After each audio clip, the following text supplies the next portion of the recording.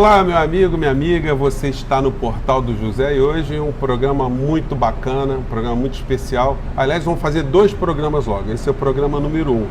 Eu estou aqui com o professor Nildo Oryx, ele tem aqui um currículo aqui muito grande e eu vou comentar só alguns aspectos aqui, você vai entender por que nós trouxemos aqui o professor que veio direto de Santa Catarina. Nós estamos aqui às vésperas do Carnaval, aqui na Lapa, aqui no Lapa Café.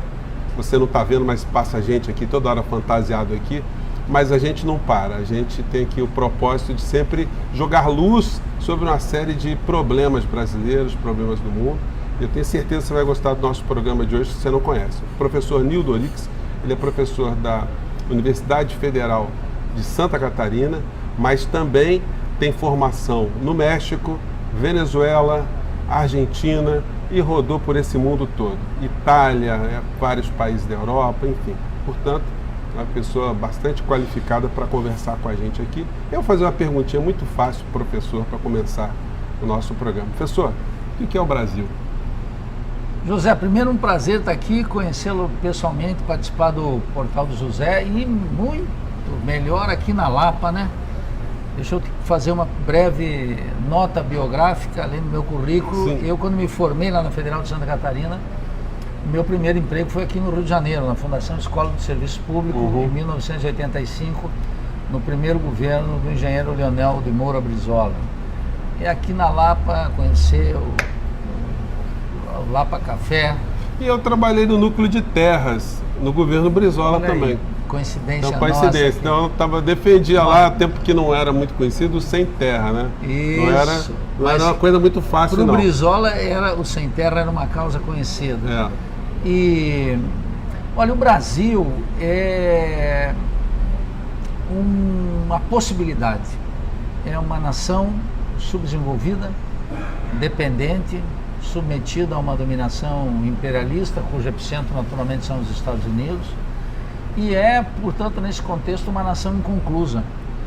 E ela é inconclusa por uma razão elementar.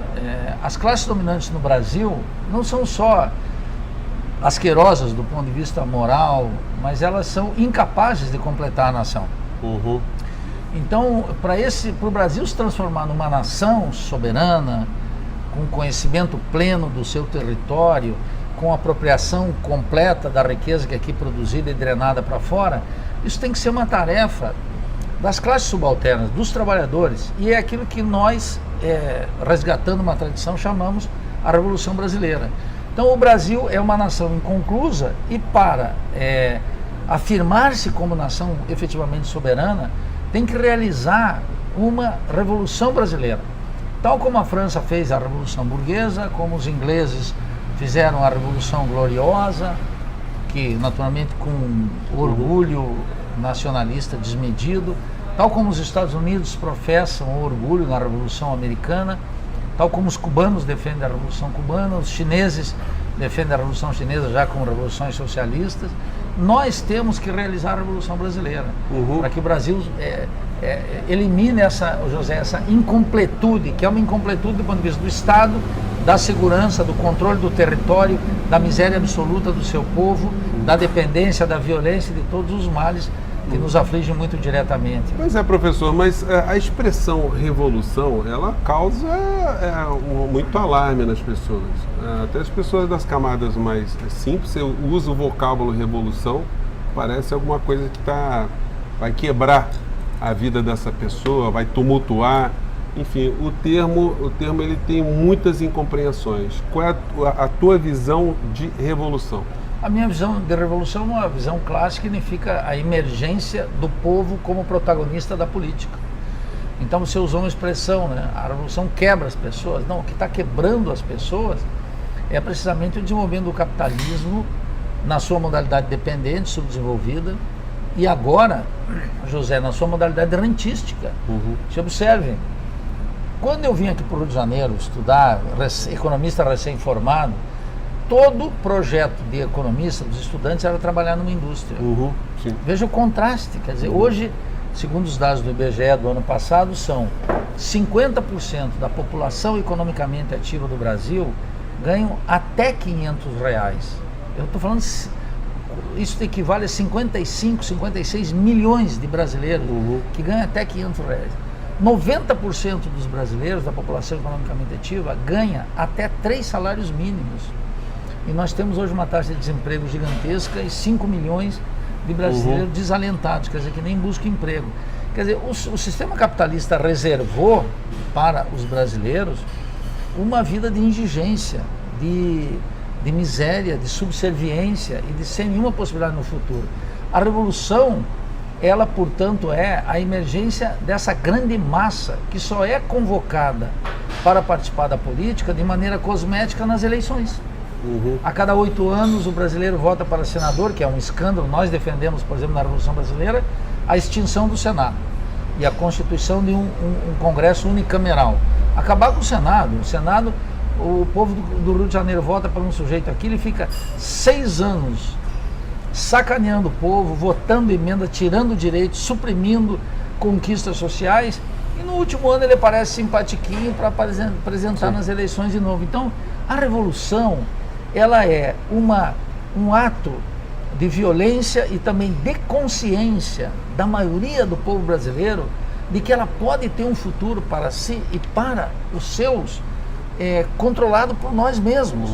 Então você coloca bem, inicialmente no Brasil, em função de uma indústria da ignorância, da alienação, do anticomunismo, e sobretudo da ignorância sobre o Brasil, você colocou muito bem isso, há uma certa precaução, e é uma precaução justificada, porque o povo brasileiro não entra em aventuras.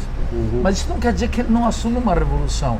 Nós estamos operando no Brasil numa lógica das situações extremas. Todos os dias, como agora, essa semana no Ceará, por exemplo, a violência, a morte, o desespero, a falta de saúde alimentares, coloca o povo diante de situações extremas. E diante dessas situações extremas, o povo reage. E quando chegar num ponto de ebulição, esse povo vai defender cabalmente seus direitos. E não pode mais ser, e aí que vem, digamos, o corolário dessa hipótese, não é mais possível transformar a vida dentro desse sistema. Sim. E é isso que eu chamo então de uma revolução social, a era de uma revolução social. Como ela vai aparecer vai depender de todos os brasileiros que estão nos ouvindo agora. Aliás, na história, né, poucos povos que fizeram revolução tinham consciência naquele instante que estavam fazendo revolução. Exatamente. Né? Era um movimento de insurgência muitas das vezes. De revolta, de ira. E por isso necessitou muitas vezes de ter uma vanguarda, né, uma vanguarda pensante para tocar, para conduzir. Mas eu queria chegar desses processos todos até os dias de hoje. A gente está vivendo no Brasil um momento muito curioso, para não dizer sui generis, onde nós temos hoje um poder que está na mão de pessoas que se autoproclamam conservadores nos costumes e liberais na economia. E essas pessoas afirmam que o Brasil passou 30 anos na mão da esquerda. Qual a tua visão, Anildo? Isso é o Bolsonaro e os protofascistas que ganharam a última eleição, é preciso entender por que essa gente ganhou. Não ganhou porque a direita e o conservadorismo no terreno dos costumes é dominante. Ganhou porque a grande maioria da população, José, fez um voto de protesto contra o sistema político. O sistema político petucano, quer dizer, aquela administração petista e tucana do Plano Real, que aprofundou a dependência do subdesenvolvimento, criou uma gigantesca dívida pública, ampliou a força do latifúndio, abriu a economia, liquidou com a indústria, por um lado, e também pela administração de Dilma e Temer, que a despeito das suas origens, foram aprofundando a dependência e criando uma gigantesca miséria no Brasil e um país sem alternativa. Diante disso e da podridão do sistema político, que ficou muito evidente com a abertura das investigações sobre a corrupção, a despeito de ser conduzida por esse ministro a favor dos Estados Unidos, esse office boy dos Estados Unidos, que é o ministro Moro, que não pode ser um sujeito guardião da liberdade e dos bons costumes e da moralidade pública de maneira alguma. Nós teríamos que discutir o papel dele no escândalo do Banestado lá quando saíram do Brasil 135 bilhões de reais de maneira ilegal. Então veja que a grande massa estava até aqui com o sistema político e votou num sujeito que se apresentou como alguém que não era do sistema político, porque era um militar degradado, um parlamentar que estava lá há quase 30 anos, sem nenhum brilho, e que apareceu, não sendo um dos queridos do sistema, e sendo parte constitutiva do sistema, apareceu denunciando o sistema. E naquela eleição, por circunstâncias muito particulares, ele era o único político que colocou o dedo em risco e disse: o sistema está podre. E o sistema está podre. Eu não vacilo. O problema é que Bolsonaro está apodrecendo ainda mais o sistema. E ele não constitui uma saída. Então veja que esses protofascistas que estão no governo hoje, aliado com uma parte das Forças Armadas, que são tributárias dos Estados Unidos e do Comando Sul dos Estados Unidos, e não tem nenhum compromisso nacionalista com o Brasil, porque o nacionalismo é um valor revolucionário para nós. E eu digo que tanto Bolsonaro como Flávio Bolsonaro, todos esses políticos que o acompanham, e essa casta de oficiais encabeçadas por Mourão, por Heleno, por Cruz, toda essa gente está aqui a serviço dos Estados Unidos. E desonram as Forças Armadas. Mas você acha que isso é consciente ou isso é inconsciente? E aproveitando isso, Bolsonaro, ele tem alguma consciência dessa direção política que esses militares dão a determinadas áreas do governo, ou o alinhamento do governo brasileiro nessa história com o governo americano? Plenamente consciente. Quer dizer, o que as pessoas dizem? É claro que se você observar o Bolsonaro, ele naturalmente é um sujeito inculto, no sentido que ele é um sujeito que não lê, não conhece a história brasileira. Ele nunca precisou, né? Vou falar a verdade. Ele encontrou o nicho dele, mas veja, colocou a família dele, ele queria pescar, andar de jet ski. Ele nunca teve a percepção. Fazer as rachadinhas, acumular uma riqueza pessoal, ele, o filho, os filhos, a família. Todos eles estava bom demais. Estava bom demais. E aí que está a questão. Como nós não temos no Brasil uma esquerda, é muito cômodo para essa gente indicar o dedo e dizer: todo sujeito de esquerda ou revolucionário não passa de um Lula de amanhã. Então, quando eles fazem isso, é uma tentativa clara de queimar. Agora, claro que eles têm consciência, a despeito das imensas limitações intelectuais, eles têm consciência de que eles são office boy dos Estados Unidos. Veja, por exemplo, o apreço que Bolsonaro, seus filhos, sua família têm pela Disneyland e pelo Mickey Mouse. Eles acham que nós temos que fazer do Brasil os Estados Unidos. Isso é uma operação impossível, nenhum país vai conseguir reproduzir a experiência estadunidense, que é única, como nenhum país vai reproduzir a experiência chinesa, que é única, como nenhum país pode reproduzir a experiência alemã, que é única. Por isso que a gente fala na Revolução Brasileira, uma revolução com características próprias, feita pelo nosso povo, a partir das nossas circunstâncias, com nossa capacidade imensa. Então, o Bolsonaro ele faz duas opções. Uma, acusa todo aquele que se reivindica revolucionário como a esquerda, que é uma esquerda apodrecida, cuja expressão máxima é Lula e o PT, e de outro lado, ele é um adepto de fazer o Brasil um puxadinho dos Estados Unidos, uma colônia dos Estados Unidos. Só que o Brasil, Zé, tem um potencial gigantesco. Então, a grande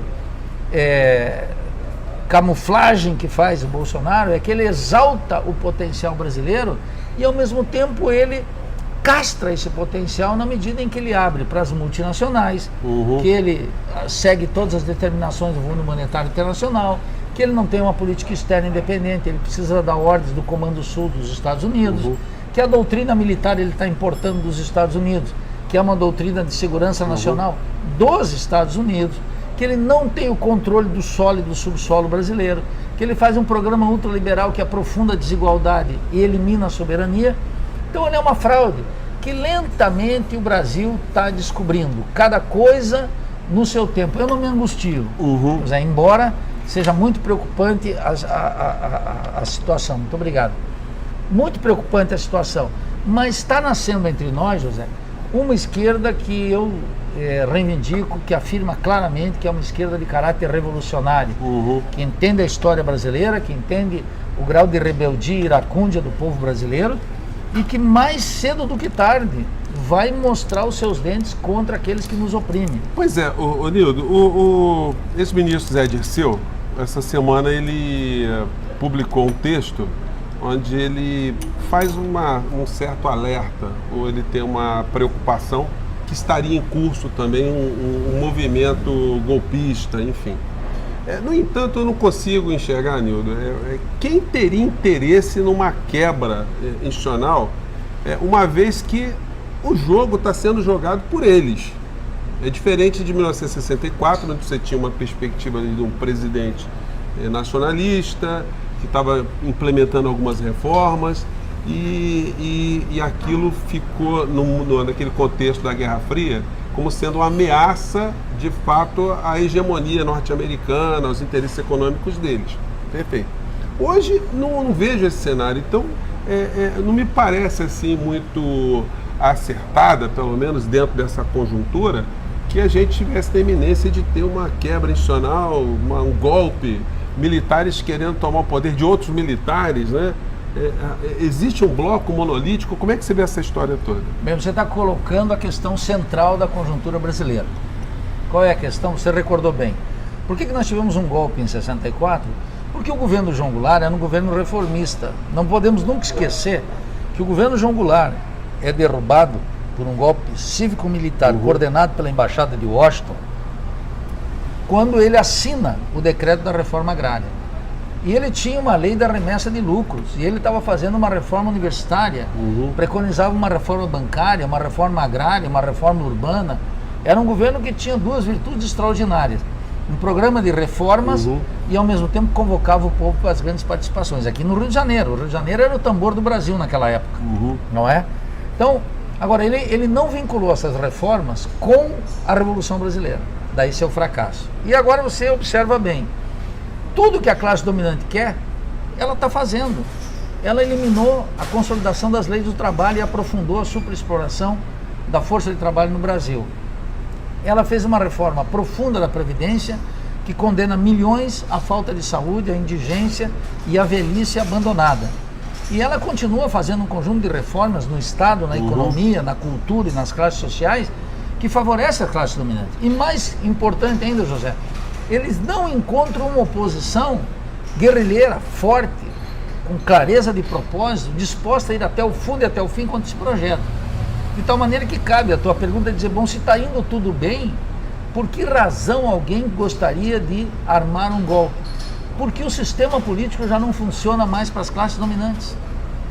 O que são as classes dominantes? Veja, tem uma coesão burguesa que dirige o Brasil hoje, que emanou do Plano Real lá em 94.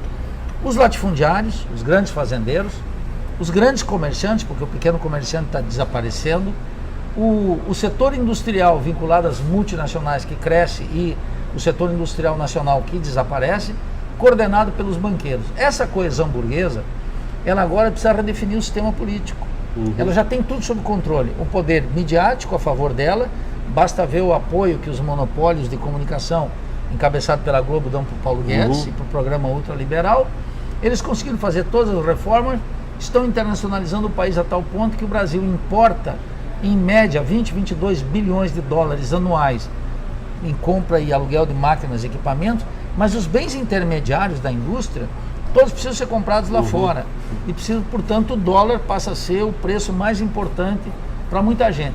O que a burguesia precisa agora? Esse sistema político que está aí, com o Supremo, aquele covil de ladrões que é o Congresso Nacional, o antigo e o anterior, renovado em mais de 60%, é repleto de gente que tinha que estar sendo investigada e que o Moro cúmplice não faz. Então, veja, eles não querem mais esse sistema político, José. E eles precisam de um sistema político que contenha a ira do povo que vai se apresentar, mais cedo do que tarde. E é por isso que eles precisam de um novo regime político. Por isso que já tem lá no Congresso um conjunto de projetos de leis, como, por exemplo, o 1595, que reconfigura o que é uma ação terrorista no Brasil, tornando mais restritivo qualquer projeto popular.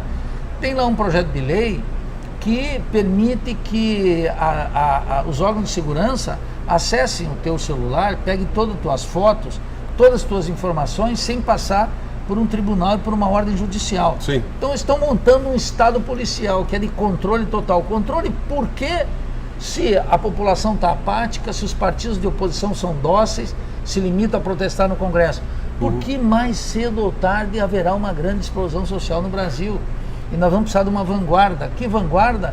Uma vanguarda que eu não vacilo chamar de uma vanguarda revolucionária, que entenda essa dialética, que entenda o que está acontecendo e que na hora H saiba dizer como que as forças populares têm que enfrentar essa classe dominante que domina os meios de comunicação, encabeçado pela Globo, o sistema judicial brasileiro encabeçado pelo Supremo Tribunal Federal, o sistema político partidário comandado pelo Congresso Nacional, que eu não vacilo em chamar um covil de ladrões, e sobretudo monitorado pela Embaixada de Washington, que está muito feliz com o que está acontecendo no Brasil. Então esse é o núcleo, um regime de acumulação que não garante sequer carteira assinada e emprego decente, vamos dizer, para 2/3 da população brasileira, ele vai precisar de um regime de força para segurar o protesto popular. E esse novo regime, portanto, José, é contra nós, embora apareça agora como algo contra o político corrupto. Sim. Porque tem que acabar com os políticos corruptos, esses mesmos que estão todos aliados com o Bolsonaro. Sim. Então, esse eu diria que é o nó da questão, que a população precisa observar. A direita está gritando por um novo sistema político. A esquerda timidamente está defendendo as instituições. Eu não defendo nenhuma dessas instituições, porque elas são nocivas. O sistema carcerário brasileiro é nocivo para o nosso povo. O Congresso Nacional é nocivo para nós. O Supremo é nocivo para... Não há crime na história do Brasil que não tenha sido acompanhado por decisões do Supremo. Então veja que esse é o nó da questão. Bom, gente, olha só. Infelizmente nosso tempo aqui é mais curto, mas como o professor veio de longe para conversar com a gente aqui, a gente abordou um conjunto de temas e eu vou gravar um outro programa com ele, abordando um outro conjunto de aspectos, né? E você acompanhe sempre a gente aqui no Portal do José. A gente não quer que você concorde com tudo que a gente está falando aqui, mas pelo menos as ideias que estão sendo apresentadas aqui, que se elas mexerem com a sua cabeça, a gente já está cumprindo um papel aqui, tá bom, gente? Se gostar, se inscreva. Gente, olha, daqui a pouquinho, daqui ao dia seguinte, sei lá, não sei quando vai entrar no ar aqui o nosso programa, mas acompanhe o Portal do José aqui, porque vamos ter mais papos aqui com o professor Nildo Orix, tá bom? Até o próximo programa. Tchau.